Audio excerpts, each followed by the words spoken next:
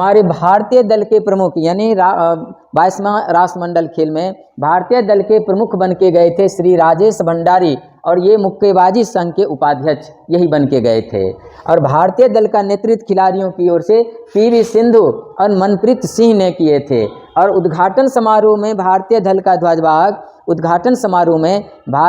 का ध्वजवाहक पीवी सिंधु और मनप्रीत सिंधु ने किया था। लेकिन समापन समारोह में भारतीय दल के ध्वजवाहक निखत जरीन और अंचत शरत कमल था। यहाँ पर मैं एक मज़ेदार बात बता दूं कि उद्घाटन समारोह में दरअसल भारतीय दल के ध्वजवाहक नीरज चोपड़ा को बनना था, लेकिन उनके अस्वस्थता के कारण वो शामिल नहीं हुए। उनके जगह पर ध्वजवाहक पीवी सिंधु और मनप्रीत सिंधु को बनाया गया था। और समापन समारोह में निखत जरीन और अंचत शरत कमल को ही बनाया गया था। और भारतीय दल के सबसे युवा खिलाड़ी अगर कोई थे तो वह थे अनाहत सिंह, जो 14 वर्ष के आयु में वो खेल जो था वह स्क्वैश खेल में शामिल हुए थे। भारत के सर्वाधिक पदक जीतने वाला खेल अगर था तो वह था कुश्ती में कुल 12 पदक जीते। भारत की ओर से खिलाड़ियों ने 12 पदक जीता, जिनमें 6 गो स्वर्ण, 1 रजत और 5 कांस्य पदक था। पदक जीतने वाले प्रथम भारतीय अगर कोई थे वह थे संकेत सरगर, जो भारोत्तोलन में रजत पदक जीता था। लेकिन भारतीय खिलाड़ियों की ओर से सबसे पहला अगर कोई स्वर्ण पदक जीतने वाले खिलाड़ी थे वो थे मीराबाई चानू ने ही सबसे पहले भारत को पहला स्वर्ण पदक दिलाया, और वह भी भारोत्तोलन खेल में। भारत की ओर से सर्वाधिक पदक जीतने वाले, भारत की ओर से सबसे अधिक पदक जीतने वाला खिलाड़ी था वह था अंचत शरत कमल, जो टेबल टेनिस में उन्होंने 4 पदक जीता। इस बार हॉकी के पुरुष टीम और महिला टीम दोनों के प्रदर्शन अच्छा ही रहे, और वो पुरुष टीम हमारा रजत पदक और महिला टीम कांस्य पदक जीतने में सफलता हासिल किए। और सबसे अधिक पदक जीतने वाला राज्य था वह था हरियाणा, जहाँ की वहाँ के खिलाड़ियों ने कुल 24, पंजाब के 18 और तमिलनाडु के 4 और दिल्ली के 8 पदक जीतने में सफल हो गए। अब मैं बताऊंगा कि पदक तालिका में किन किन खेलों में भारतीय खिलाड़ियों को कहां कहां सफलता मिली।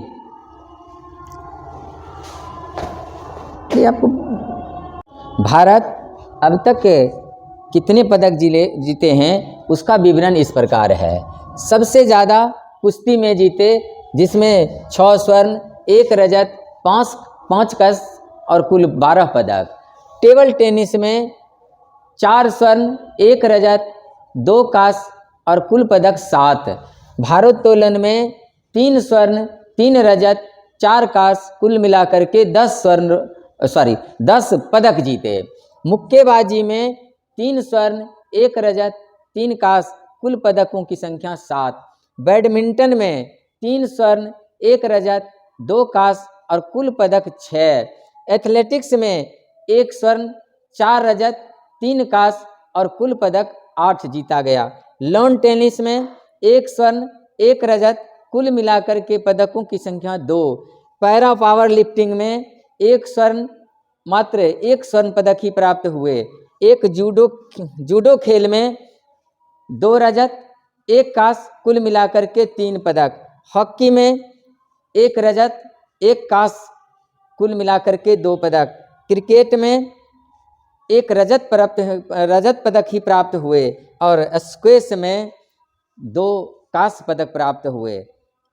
और कुल मिलाकर के अगर देखा जाए तो 22 स्वर्ण, 16 रजत, 23 कांस्य और कुल मिलाकर एक मूल सुधार की बात कर लेता हूँ, क्योंकि जब हम बता रहे थे आपको कि भारत के उद्घाटन समारोह में ध्वजवाहक कौन थे, तो उस वक्त लिखा भी गया था बोर्ड पर और बोला गया भी, उसी को सुधार कर रहा हूँ। पीवी सिंधु और मनप्रीत सिंह थे, वहाँ पर मनप्रीत सिंधु बोला गया, लिखा भी गया था बोर्ड पर, इसलिए उसको सुधार करके पढ़ा जाए मनप्रीत सिंह।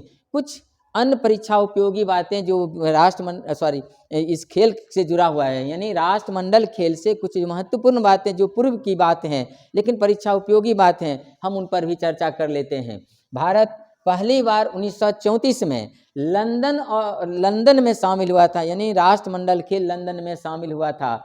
और उसमें 1934 में राशिद अनवर ने कांस्य पदक जीता था कुश्ती में। और भारत की ओर से पहला स्वर्ण पदक जीतने वाले खिलाड़ी वो थे मिल्खा सिंह, जो कार्डिफ वेल्स में 1958 में ये खेल हुआ था। अब तक भारत कुल 503 पदक जीत चुके हैं, जिनमें सबसे अधिक 135 निशानेबाजी में इस राष्ट्रमंडल की, यानी 22वां राष्ट्रमंडल की सबसे बड़ी विडम्बना यह कि निशानेबाजी को जो हटा दिया गया, अन्यथा भारत को और भी पदक जरूर प्राप्त होता।